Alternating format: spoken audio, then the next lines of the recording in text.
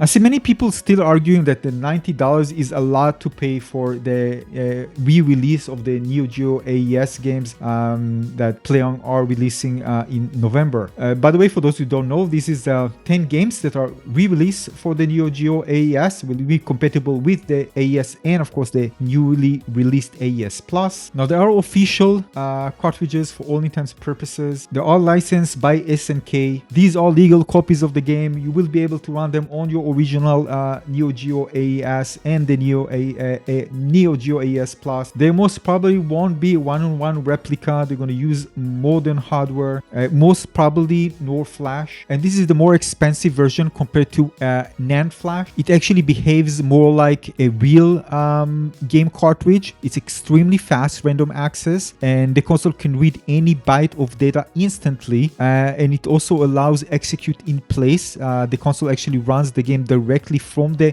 NOR chip. It has very high data retention. It's very stable and rarely has data corruption. And NAND flash, which is the cheaper option, is what's inside your SD cards or USB drives or SSDs, and this is fast at reading large chunks of data, what's also called sequential, but slow at finding specific tiny bits, what's called random. You cannot run the game directly from NAND. The data must be first copied into a temporary buffer or RAM before the console can actually play it. Now the capacity can be very large, and you can actually fit thousands of games on a tiny cheap NAND chip like an SD card, but the catch here that it's prone to bit rot, when data fading over years, and requires error correction to keep files from breaking. Now trying to run some cross estimations in terms of pricing, some from Mercer and other resources, to try to estimate more or less how much one will cost them to make and what the gross margin. This estimation was that the total production cost for each one is about $45 to $65, so the net gross is around $25 to $40, and this is the second one. I mean, Jotego mentioned that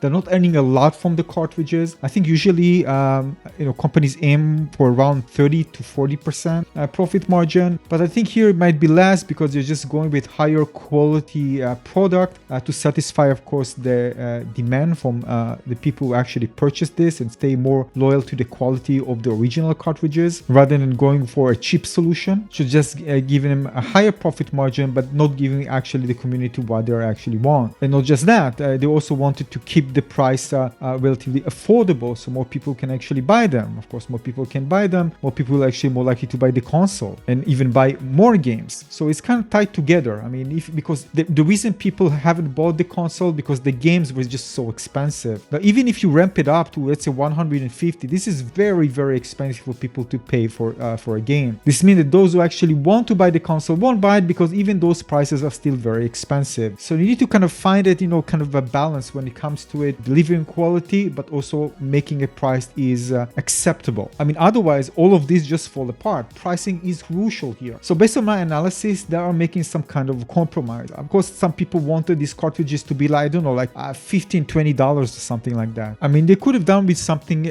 cheaper if they went with a cheaper memory type, but from what we know, most likely they haven't. We're also going to get one-on-one replica dimensions with high gloss labels and official snap cases. So they're not cutting corners here. They want people to feel like they are getting, an original cartridge and the box and everything. So people won't feel like they are getting a rip-off version of it, but they won't be like the originals that use mass chromes. I mean, unlike flash memory, the data in a mass chrome is physically etched into the silicon at the factory using a mask, and it's not stored as an electrical charge. It's literally just a part of the chip's physical structure. And those modern flash, in this case, by the way, the NOR flash is a memory that stores data as electrons trapped in a gate. So let's say over 20 or 50 years, those electrons slowly leaked out, and this is called bit rot. So while NOR flash is better than SD card, it still has finite lifespan. So I think most people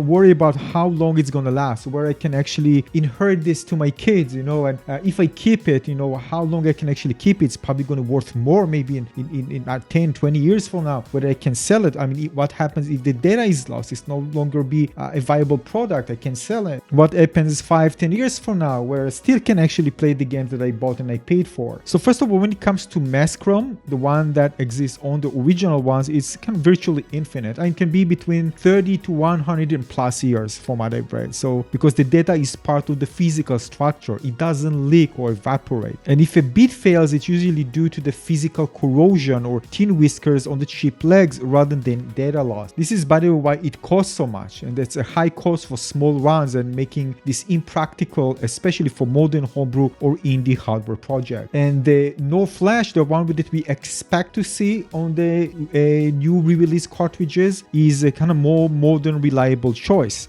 It's the type of memory using high quality flash cards and modern repro hardware that aim for a real cartridge feel. Now, it allows for random access. That means that the CPU can read any byte instantly without a controller, and this makes it functionally identical to the original Neo Geo ROM chip. Now, in terms of longevity, you can see it depends on the temperature and the usage, but it can go really for so many years if you're not using it and storing it well. But usually when I read numbers, people say again for normal use, it's around between 20 to 50 years. But let's say in a home environment at room temperature, it can likely even last for 50 plus years. But the non-alternative longevity is very low. It's between 5 to 10 years unpowered. Now, it's important to note because those games are read-only, they aren't being constantly erased and reprogrammed, all right? So it's important to note regarding the chart that I showed you. So you aren't going to wear out the P cycle just by playing the game. And the charge leak factor, by the way, that unlike physical mass ROM, NOR flash stores the data in electrical charge. So over a very long time, let's say between 20-50 years, those charges can slowly leak. Now, somebody mentioned this on my channel, and first I thought that I don't know where this is coming from. I actually checked that somebody said, well, you can actually extend it, refresh it. So this kind of from what I've read, a refresh trick, that one of the big advantages of using NOR flash is that if a game ever did start to fail, let's say in 30 years, it could technically be refreshed by reprogramming the same data